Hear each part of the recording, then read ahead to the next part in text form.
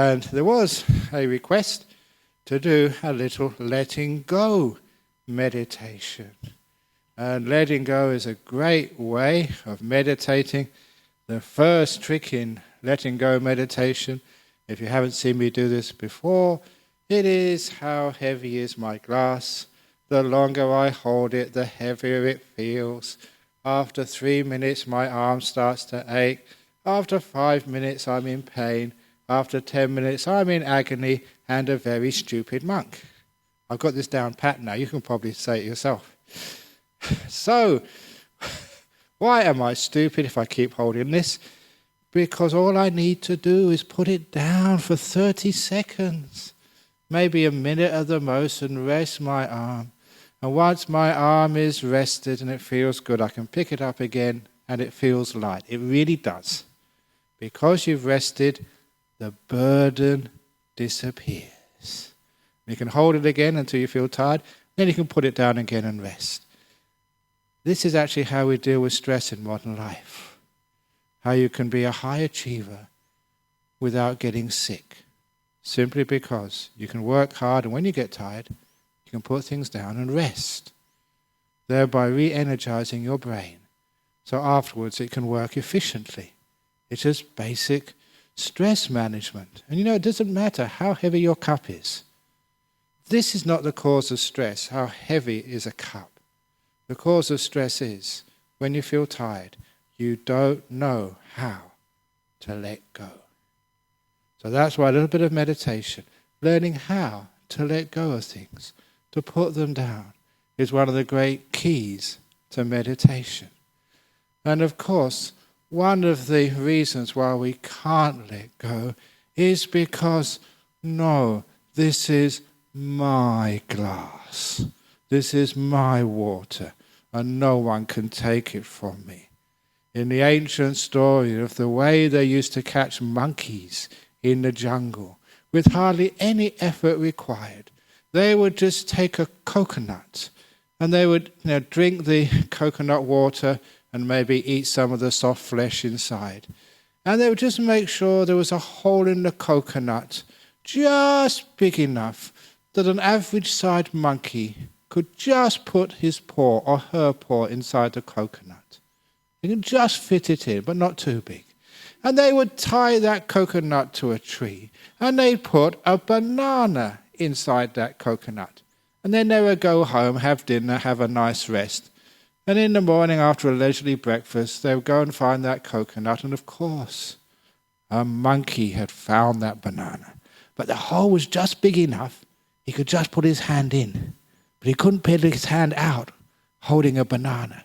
So the monkey couldn't get the hand out. And so, when the hunter came, and the monkey saw the hunter was coming, all the monkey needed to do was just to let go of the banana, take its hand out, and run away.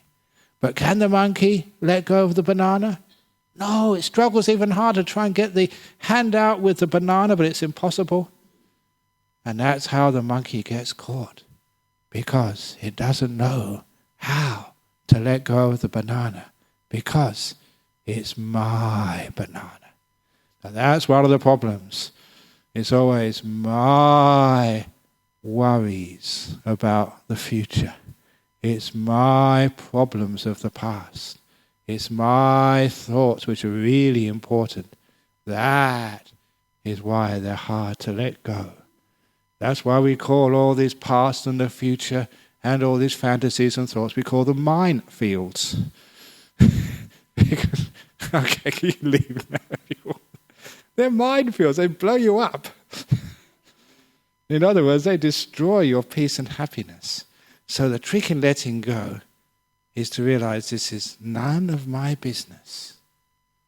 Now you do that sometimes at work. Maybe, I'm sure some of you do that. Someone asks, can you come and help me? No, none of my business. Or there's some other stuff which happens in life. None of my business. If you could only say that to your past, none of my business. It's all finished. I can't do anything with it now. So it's done. And all of your future, that's none of my business. So that's how you can let go of the past and the future. As for all these thoughts which come up in your mind, They're not my thoughts. I never asked them to come in. It must be somebody else's who put them in there. It's probably that Ajahn Brahm again, brainwashing me. So it's none of my business. So all the thoughts, all the emotions, all the worries of the past, all the worries of the future, you just say to these things, none of my business. When they're not mine, they're so easy to let go. Have you ever noticed? Yeah, sometimes you see a traffic crash and think, oh, poor person in the car. But you don't worry so much as if it's your car which gets damaged or scratched. You don't worry so much. Yeah, it's sad when you hear someone's got cancer. But you don't worry so much and lose sleep when they say you've got cancer. So, wouldn't it be wonderful if someone tells me, Ajahn Brahm, you've got cancer and it's terminal, I say, none of my business. You can let it go. In other words, you can learn how to be peaceful with no worries. As for when many people worry about the future, they worry about this, they worry about that. But there was a saying of His Holiness the Dalai Lama which reflects an even greater saying, which I often bring out, of Harold Macmillan during the first conflict, or one of the first conflicts between Israel and the surrounding nations, the Six-Day War. When there was a war going on, and the journalist asked him, what do you think about the problem in the Middle East? And he said, there is no problem in the Middle East. What do you mean there's no problem in the Middle East? There's a war going on as we speak. And this great statesman said, sir, a problem is something with a solution. There is no solution in the Middle East. Therefore, it's not a problem. And that was very wise. His Holiness the Dalai Lama said, if you can do something about it, it's worth worrying about. If you can't do anything, then don't worry. And much of life, you can't do anything. Why worry? It's just a waste of valuable time. If there's a solution which you can see to a problem, then it is a problem. But if there's no solution, you are wasting your energy and time when it could be better used on something where you can make a difference. So this is another way of learning how to let go of so much in this world. Because so much in this world, you can't really make that much difference. So why not let it go and have 40 minutes of peace? Sometimes you get brainwashed into your heads that letting go is being irresponsible. They keep on saying, don't just sit there, do something. But seeing just how much when we do things and get involved, we create more of a mess. You ever notice that when you get involved, it gets even more tangled? This great monk, Thich Nhat Hanh, he turned that around and said, no. He said, don't just do something, sit there. Turn it around. It's wonderful when you turn these things around. In other words, let it go, let it be, and then see what happens. So when you look at what does it mean, letting go, and how can we do that in meditation? Already giving the simile, you're holding on to something, stop holding it. You can imagine when you're meditating, some of you, that you are driving your car, because that's something we all do. Well, you do, I don't. And when you're driving your car, you're holding on to the wheel, you're controlling it. See if you could let go of the wheel. Take your feet off the pedals and just let go and see what happens. But sometimes, like me, you may not be the driver, but I'm not the backseat driver, I'm the passenger seat driver, telling people which way to go. But sometimes you just don't even give instructions to the driver. You shut up and enjoy the scenery. That's why it's lovely being a passenger.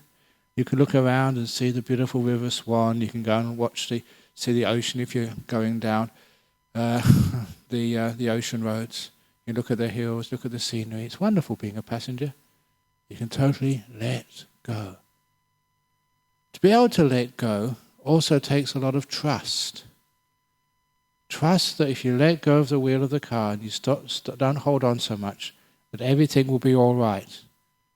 That's why a lot of times we let go a little bit, see what it's like, realize that this is peaceful, this is wonderful, and that encourages us to let go a little bit more.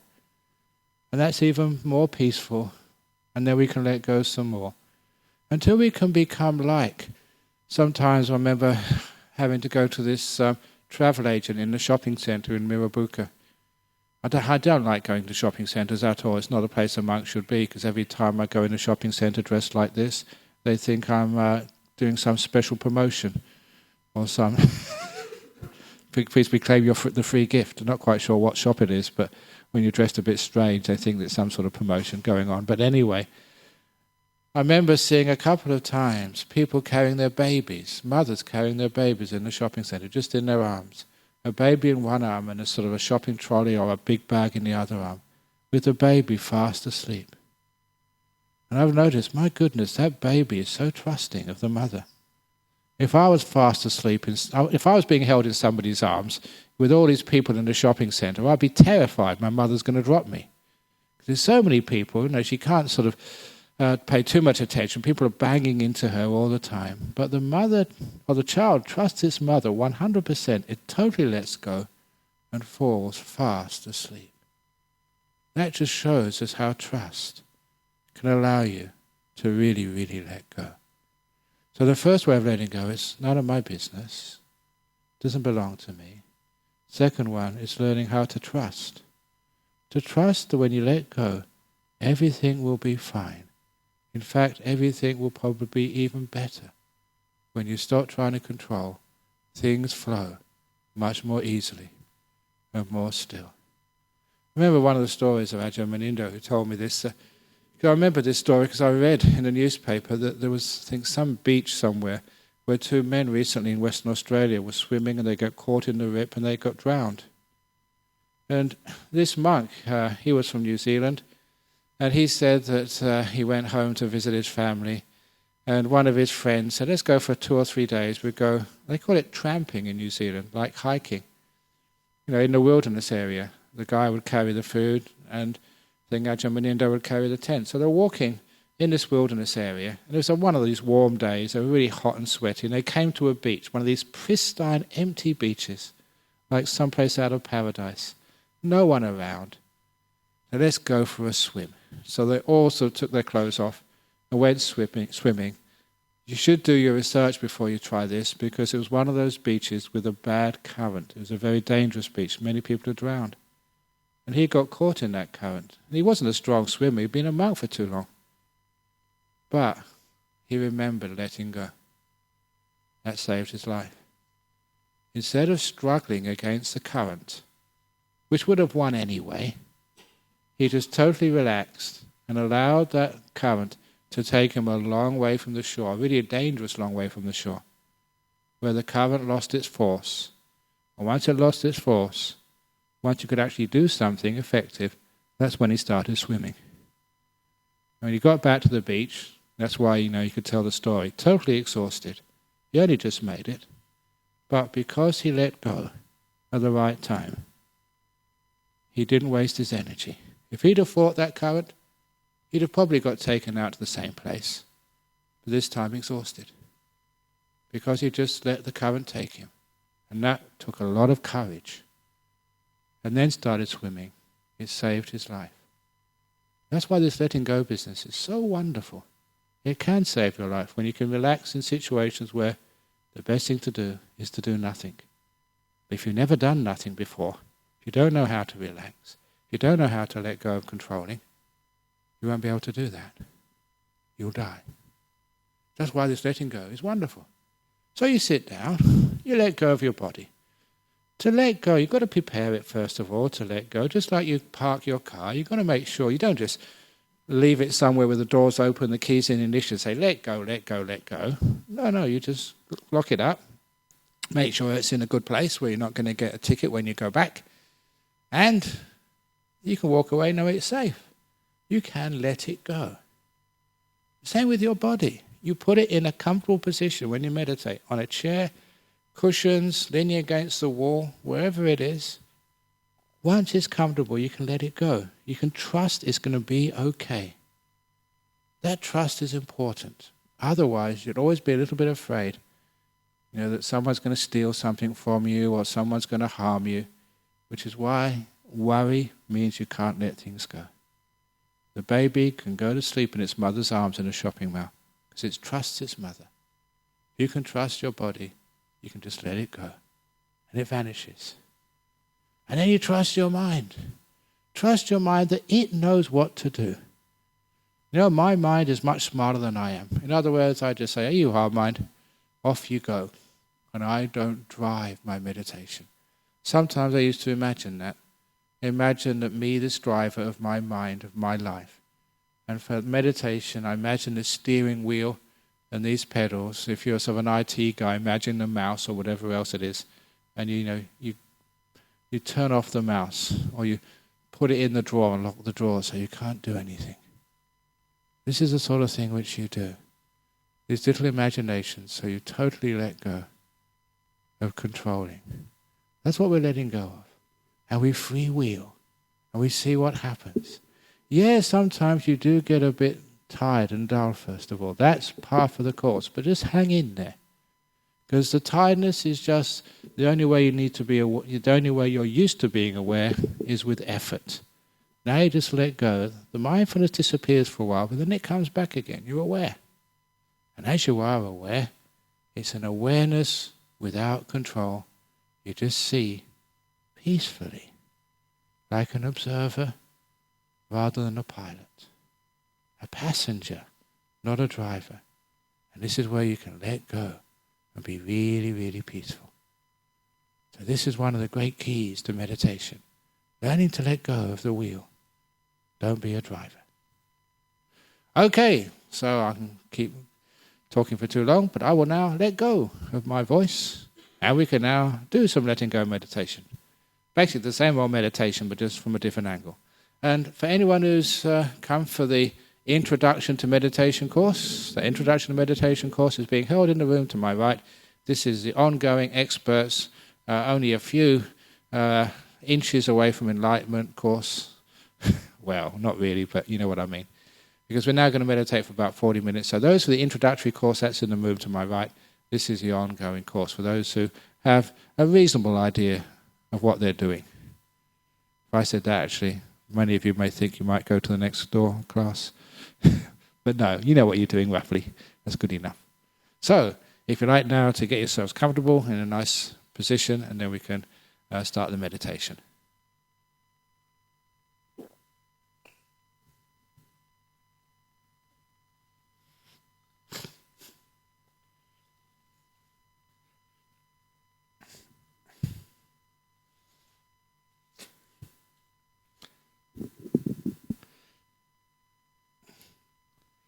Here we are, sitting down, eyes closed. And before you leave your car, you have to make sure everything is locked, it's in a safe place, you're not going to get a ticket. So make sure your body is comfortable. You'll never make it perfect. You can never get the perfect place in the car park.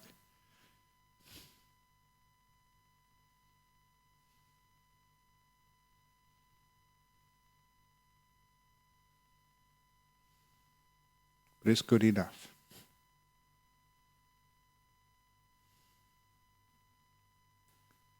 So be aware of your body. You've got to be aware, first of all. Sometimes I ask myself, what is the most prominent sensation in my body? What feeling stands out above all others? And I usually address that sensation. You can usually just lessen that sensation just by moving, loosening my belt, just adjusting my legs, or scratching my nose, whatever's needed.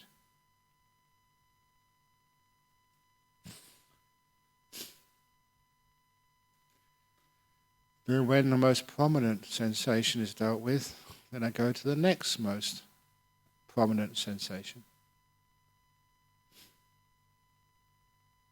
Relax that.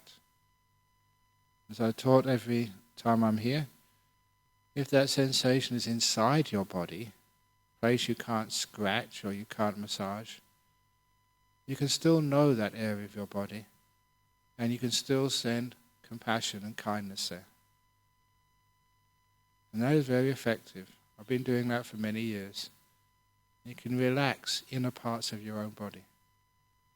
Just by being aware and by being kind.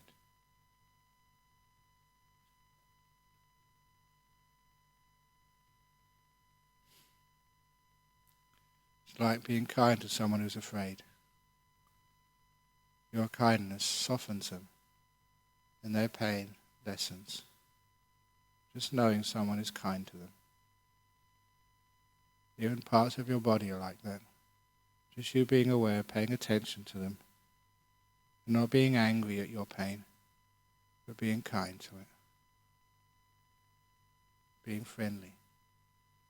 It takes away some of the tension.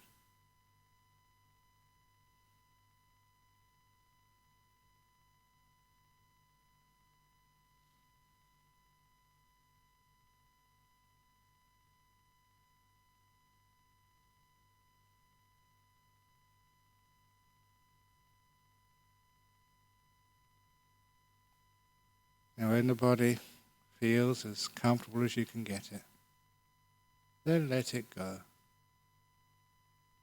See, it's no longer any of my business. I look after your body so many minutes of the day. Now I've looked after you for the first 5 minutes of this meditation. Cared for you, tried to make you comfortable. That's enough. Now body, you're on your own as I let it go. No longer trying to control this body. No longer trying to do anything, driving it or whatever. Now I go to my mind. And I can see just how I control my mind, sending it here, sending it there, trying to make plans, trying to figure out problems of the past.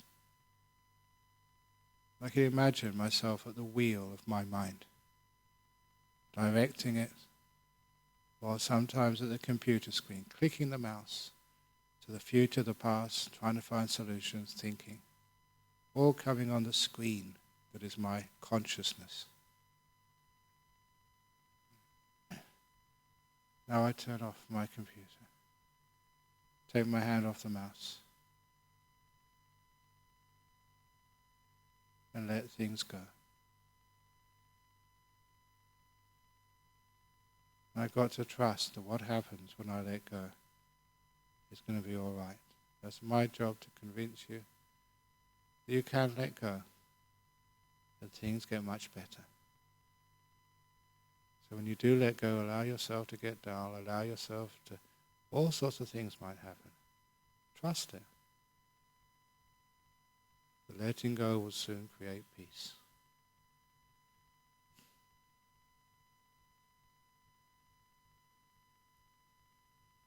So you no longer have any plans of what you're going to do in this meditation. No goals.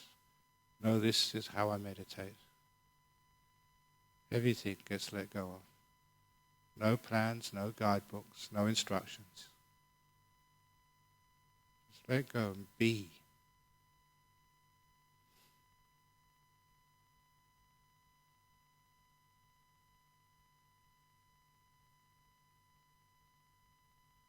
Don't give any orders.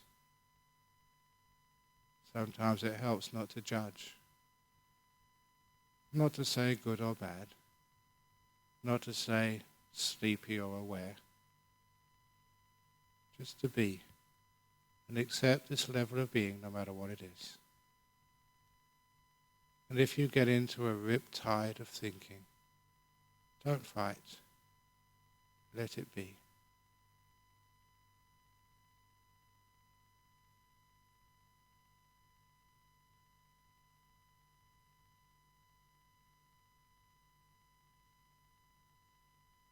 And taste the peace, the freedom of not having to be in control.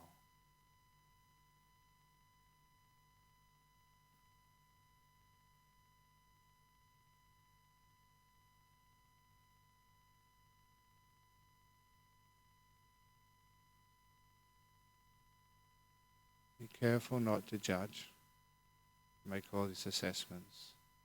This is what should be happening, this is what shouldn't be happening. That's dangerous now.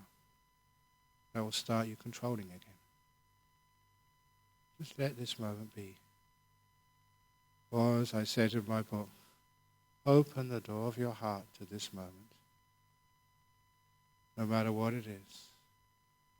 Moment, whether you are wonderful or whether you are dull or whether you are evil or whether you're so happy. This moment, the door of my heart is open to it. With unconditional awareness. Just knowing this moment. Not discriminating good moments and bad moments. This moment has a right to be. Respect it.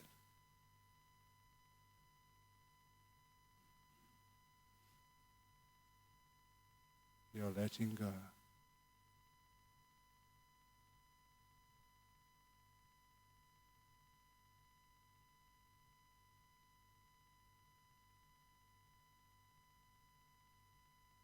See if you can notice peace when it comes. It encourages you that you're in the right direction. Notice stillness, this wonderful quality of mind.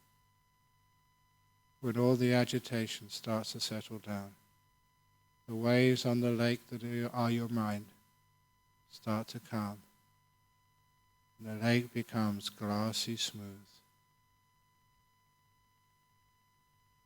Notice that it encourages you.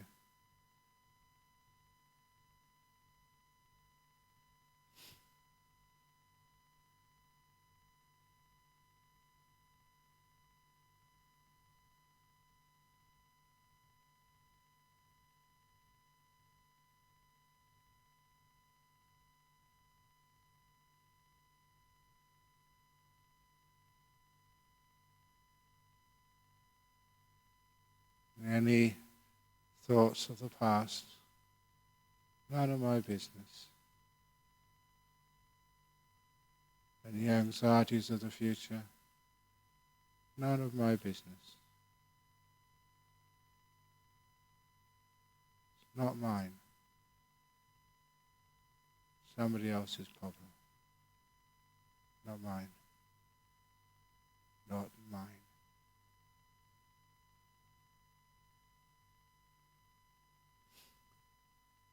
The only thing you ever really own is this moment.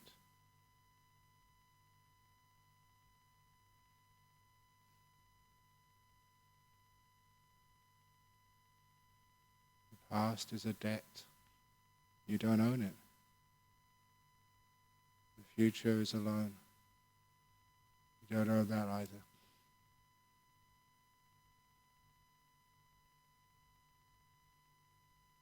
All you own is right here.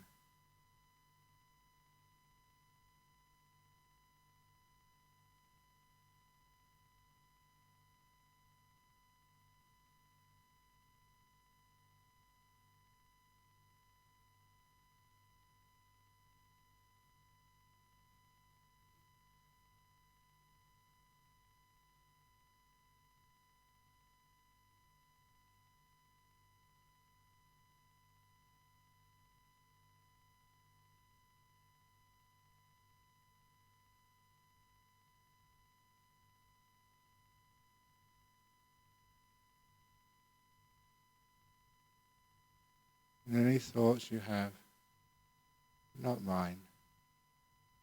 These are thoughts which just come into your mind, but you don't own them. They don't reflect who you are. You can let them come if you want, and let them go. Open both doors of your mind. The door which allows things in, and the door which allows things out. So just like the wind, you never know where the wind comes from. You never know where it goes. You just know it as it's brushing past your face. You can't keep it. You let it come. You let it go. Just like thoughts in your mind. Just like the wind, leaving no trace.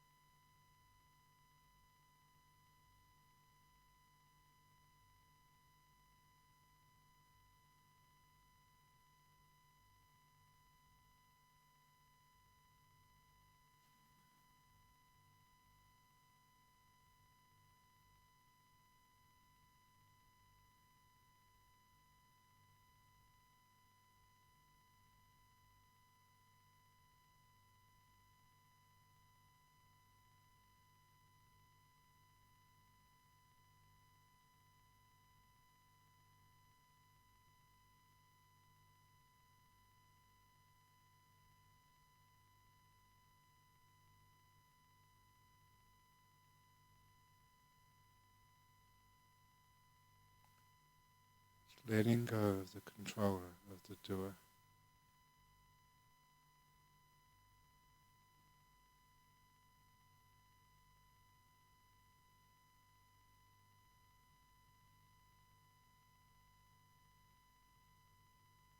If you become aware of your breathing, as you breathe in peace, breathe out, let go. It's like a mantra to help you let go. Breathing in, peace. Breathing out, let go.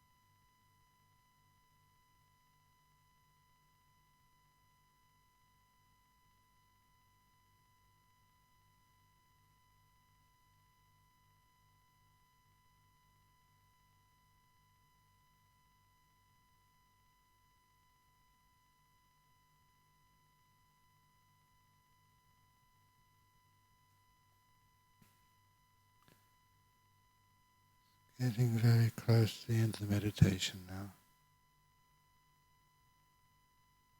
Be mindful of how much peace you can experience, how much you've calmed down physically and mentally.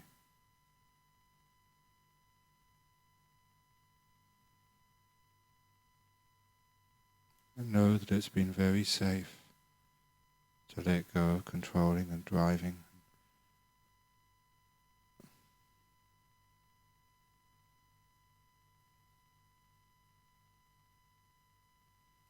It means next time you won't be so afraid to let go a little bit more. You will trust the process and enjoy the fruits, the peace of letting go.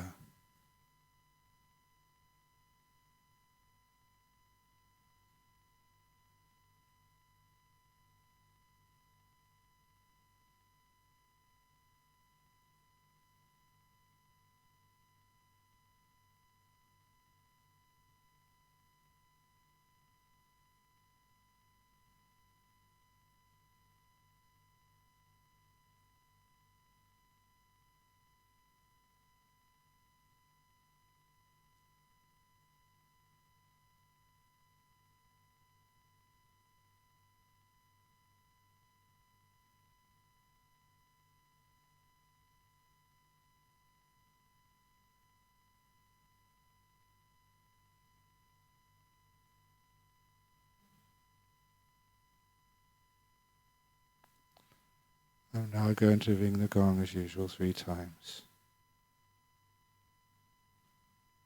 Listen, allow every sound of the gong to go right inside of you. Just letting the sound come and letting it go. Remember, when the 3rd ringing disappears, that's the signal. That's the time to open your eyes and to emerge from meditation.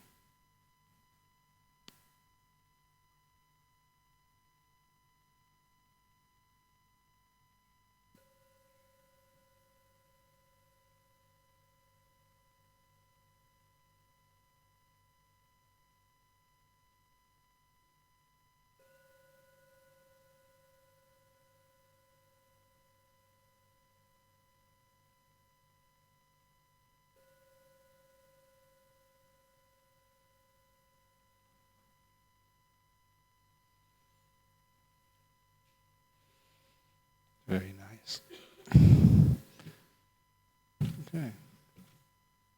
Okay, just for those here, if anybody has any questions they like to ask on meditation, because sometimes people don't feel confident enough of actually asking them, you can write it down on pieces of paper.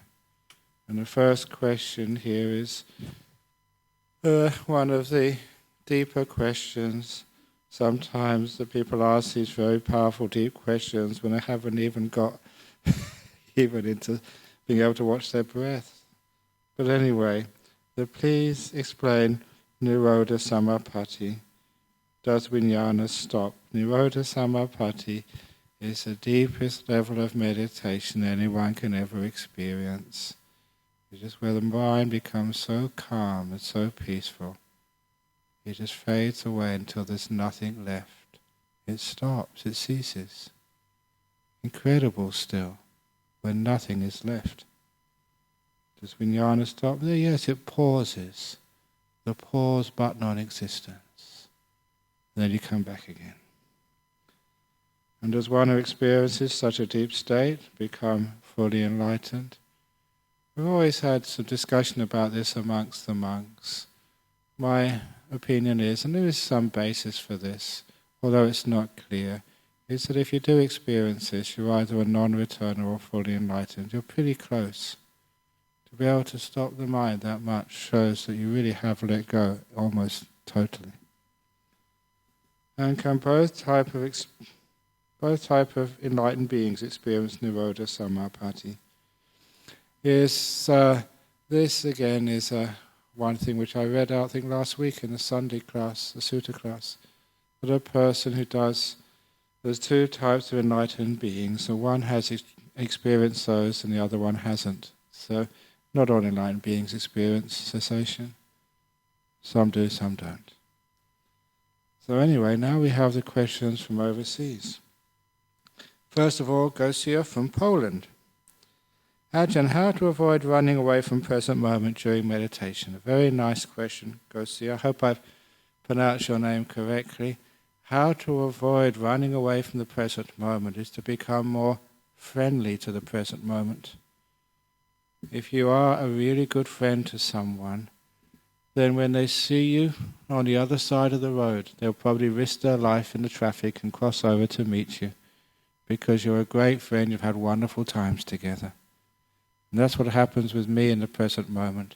As soon as I'm meditating, and this is anthropomorphizing, making these experiences persons, which is fine, it gives a good explanation of what's happening. Whenever the present moment sees me coming, Ajahn Brahm, we've had such wonderful times together. Oh, do you remember that time, in Bodhinyana Monastery when we spent hours together? Oh, we had such a great time. So much so the present moment comes seeking me out and won't let me go. In other words, if you have an attitude to the present moment of friendliness, having great times in the past together, the present moment will never run away, or you won't run away from it. You hang out together because you're the best of friends. The usual problem with meditators, and they're not my own meditation, I've been teaching this for a long time now, is you see that most people try and control the present moment. Just like you're the mother-in-law, and the present moment is your daughter or son-in-law. And as soon as they see you coming, oh no, mother's coming, I'm going out for the weekend. What is? Because you've been too controlling and not enough loving. So if you can actually love your present moment, no matter what the present moment is, this beautiful opening the door of your heart, unconditional love, acceptance, unconditional mindfulness. Aching, pain, hot, cold, sleepy, blissed out, whatever the present moment is, you're fine. So you accept, be with it. This beautiful sense of respect. Because sometimes we can respect the present moment when things are going well, when we're happy, when we're peaceful, when we're healthy. But that's not good enough. You've got to respect the present moment even when it's having a painful time. If you respect it in all situations, to be able to love someone. What was they say in marriages the old days? In sickness and in pain. In restlessness and in sloth and torpor. Is that what we say Buddhist marriages? Whatever. But you know what I mean. It's this unconditional love for the present moment. And then it stays with you. The reason it runs away is because you've been treating it like a slave, like a maid, putting it in a cage and trying to keep it there. That's why it keeps running away. Always say that if you want to have a bird in a cage, always leave the cage door open. So the bird can go off and fly away if it wants to.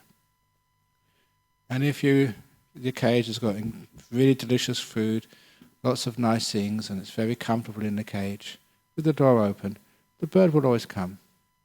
It will always come back and stay in there because it likes being in the cage. And the cage door is open, it's got freedom. But if you keep the bird in a cage and the door is always locked, sooner or later it will happen that you leave the door open. The bird will fly away, will never come back again. That's like mindfulness running away. You've controlled it, you've tried to keep it in a cage. And, one moment lack of mindfulness, cage door open, and your mindfulness of the present moment, it just goes. You can't find it. It's escaped from you because it didn't like you. But if that cage is beautiful, comfortable, really lovely food and water, then you find the bird stays. Ellen from United States. Ajahn Brahm, usually I can get into good meditation, but occasionally, like now, despite doing everything you suggest, I feel my body is just resisting so much. Maybe it's better just to stop, get up and try later. Is that a good plan, or should I just continue on loving my unrelaxed body and mind? I would actually say just continue on loving your unrelaxed body or mind. And just accept that that's part of having a body and mind, because sooner or later, when you start to get older, Ellen, I don't know how old you are now, but you're certainly going to get older than you are today. And, it gets even harder to be with a body which is relaxed. It's always going to have some aches or pains or dullness. So sometimes it's good just to be with it. This wonderful, unconditional mindfulness. Not just aware if you're peaceful. Yes, I'll be mindful of you if you're peaceful, if you're calm, and if you're nice and bright and happy. Yeah, I'll be mindful of you then. But the nice test is to have unconditional mindfulness. You can be mindful of your body even when it's aching, even when it's tired, even when it's hot. You can be mindful of your mind, even though it's running all over the place. To have this unconditional mindfulness is something which I said last night about mindfulness and drawing a circle. And inside the circle are all the things you love being mindful of. Peace, a kind body, a healthy body. It's nice, it's easier to be mindful of that. But how about extending the circle? It's bigger and bigger and bigger and bigger, the circle, so you include more things inside. Even the things you, first of all, found uncomfortable and unpleasant, like a restless body, an unrelaxed mind. See if you can include that in your circle. To be able to love that, include that into your circle of acceptance, and then you can be mindful of it. So that's a little practice you can do, Ellen. In your meditation, imagine that circle. Inside is the meditations you like, meditation you find easy, meditations you say are good meditations. Expand the circle. So all those things you thought, they're not really good, they're not really bad meditations, that comes into. And keep expanding that circle until it's so big, even those things which once you call bad meditations are now included in. That poem I tried to remember last night, I actually saw it's on our website. They drew a circle which shut me out. Heretic, rebel, one to flout. But love and I had the wit to win. We drew a circle which pulled them in. So your bad meditations, drew a circle to pull them inside. And then when you include them, you'll find you can meditate with anything and find peace. So thank you, Ellen, for the United States. I hope I answered your question. If I didn't, please don't put me outside of your circle. Don't shut anything out. Okay, so any questions from the floor? Yes, we have a question from Mr. Richard. Yes.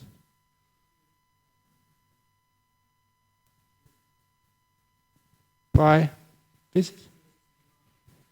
What the Buddha meant by visitors of the mind, I can't remember that particular quote, so I don't know what the Buddha meant by it, but I know what I can mean by it.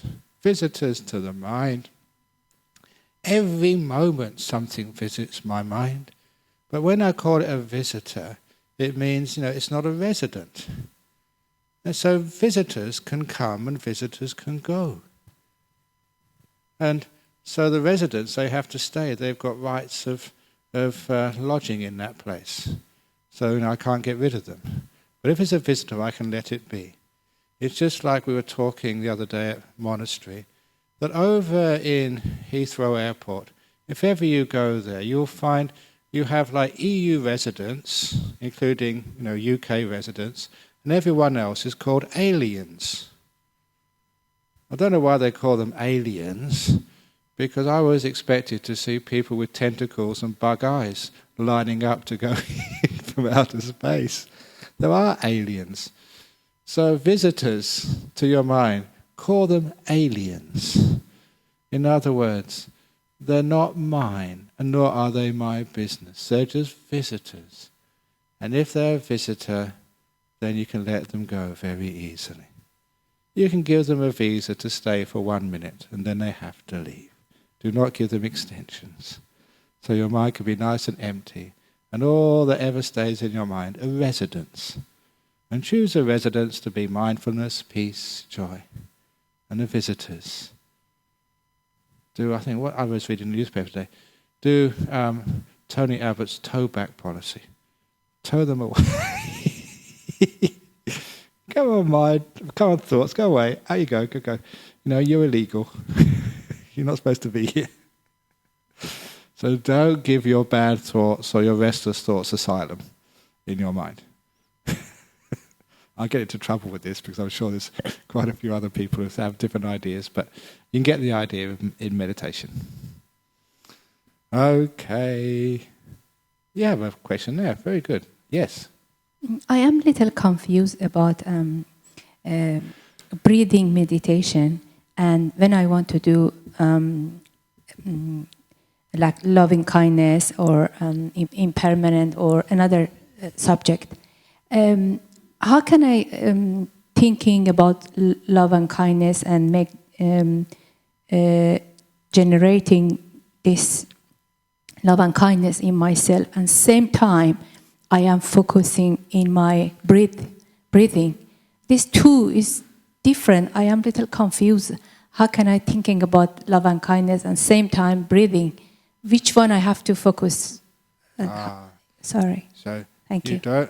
In meditation, the best teaching is not to focus on anything. Just be in this moment, and if the breath comes up, fine. If you're aware of your body, fine. If you're aware of a sound of someone coming in late, or those beginners making a noise as they did just before 4 o'clock, doesn't matter. Whatever comes into your mind is okay.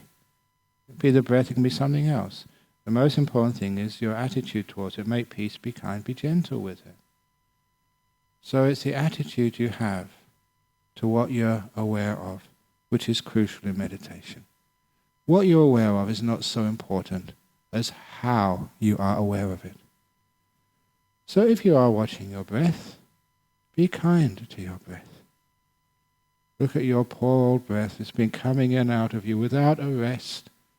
Now even people have holidays. We're going to have Christmas soon when most people aren't working, except monks like me. But many of you have a break. But your breath never has a holiday, never has time off. It's been going in and out of your body ever since you came out of your mother's womb. Thank you, breath. So when you respect the breath like that, and are kind to it, my breath, okay, you can go in whatever way you want. You can go in through my left big toe if you want. You can go in hard, soft, long or short, I don't care, but I love you, I care for you. And then just like holding a baby, the mother never drops the baby. They never leave the baby in the shop. Go back home and think, I'm missing something. Oh yeah, I left my baby in the shopping mall. They never do that. But why do they do that? Because they love the baby. If you love your breath, you never drop the breath somewhere and think, where did my breath go? It would always be with you because you have the attitude of kindness and love towards your breathing. Yes, you want to come back with another question. Please do so. In your book about meditation, you mentioned about loving kindness. You said, imagine some friend or cat. Yeah. You remember? My little cat, yes. Okay. My question is, how can I imagine that one and same time breathing? You can't. So do one thing. And if you're doing that type of meditation, you're not doing breath meditation. If you're doing breath meditation, you're not doing body awareness meditation. So these are little trainings you can do. When you're doing push-ups, you're not doing like walking. There's different exercises for different times.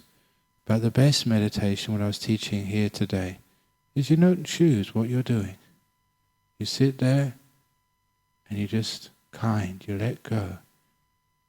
And all these things, the nice thing about the breathing, which I've mentioned, it comes up by itself after a while. You don't even need to choose to look at it. As everything settles, as everything settles down, you let go of the body's settled down and disappears, and the past and the future vanishes from you, so they don't take up all of your attention. And the thoughts are settled down, so you're not in the realm of thinking about this and imagining that. Then the only thing left which is moving is your breathing. You're sitting perfectly still. The mind has got no past and future. The thing which is happening, which takes your attention, is your breath, because it's the only thing left. That's why the Buddha taught the breath meditation, because it happens naturally. You don't even choose to look at it. You let go, you let go, you let go, you let go. Then the breath is there. And that stays for a while until you let go of the breath. It gets so smooth, so peaceful that the breath disappears. And when sometimes people who just think they have to do breath meditation think, I've lost my meditation. You haven't. This is nature. Carry on. Because after the breath disappears, that's when you see these beautiful lights, the nimittas. So this is all part of the course. This is just what happens. So your job is to be a passenger. Not even choose what meditation object I'm going to be aware of. Just to be there and be still. And watch all these objects come to you. As in the retreats, I used to call it like flying Buddha air. On Buddha air you sit down and all these amazing flight attendants come to you. And they present to you, here, oh madam, here's the breath. You don't even go looking for it. It's served up on a plate. They come later on, here's nimittas. Thank you very much. You don't go looking for them, they come to you. Here's Ajahnas. Oh, thank you very much. That's a very good offer on Buddha air. And later on in the flight they come with enlightenment. And just last before you land, they sort of offer up psychic powers. Special offer, just for this month only. Do you want levitation? Reading minds? So all these things, they just come to you. You don't go searching for them. That's when you fly Buddha air, which departs from Dhammaloka Buddhist Center in Nolamara at 3 p.m. every Saturday afternoon. 1 flight a week. Okay. You can tell I spend too much time in airports. Okay, so thank you for listening, everybody. We better go and do something. So we're over time. You squeeze an extra 10 minutes out of me, but I will not be charging you extra.